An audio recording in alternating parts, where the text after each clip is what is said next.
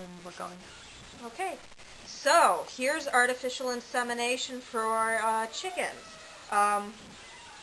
The way you want to do this is you want to hold your rooster almost like you normally would with your fingers between his legs and a good grip on the legs, and you want one hand on the back, and the hand on the back is going to do the stroking. There's essentially a sensitive spot on the rooster's back, which is near to the testes, and you're going to want to stroke in that spot to stimulate the rooster, and you can kind of stroke near the rump, near where the legs connect, to stimulate there too.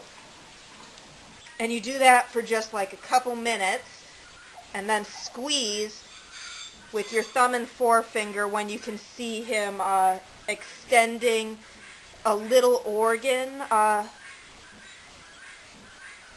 of his vent, and you should get this liquid here, which the rooster will actually suck in if you're not careful to suck it up first. And I use these little itty-bitty pipettes that are just fantastic. I think they might be like 2 milliliter pipettes or something like that. And they're just about the right size for sucking up any of the sperm that you get.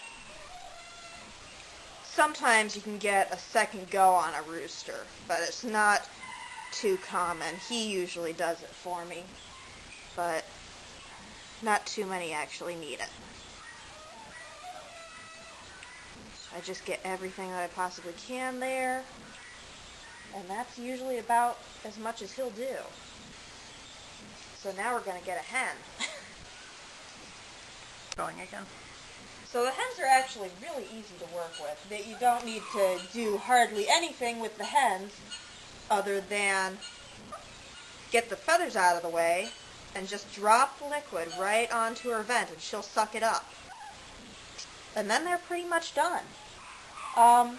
You want to do this whole process from pulling your rooster out of the cage to actually inseminating the hen fairly quickly, within a few minutes, because the semen will lose its potency the longer it's outside of the rooster, and also the rooster will become less likely to give you any semen the longer you're handling him. So you want to do the whole process pretty quickly, and I'll show you another rooster just because the whole part with manipulating the rooster is a little bit tricky, and I spent a good couple years trying to get it right before I finally did. But you know, the hen's easy.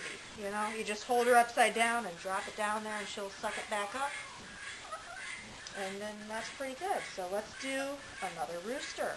We're going. And so here's our second rooster. You know, same trick. I'm just using the same trick, that same hand motion there, and a little bit of that.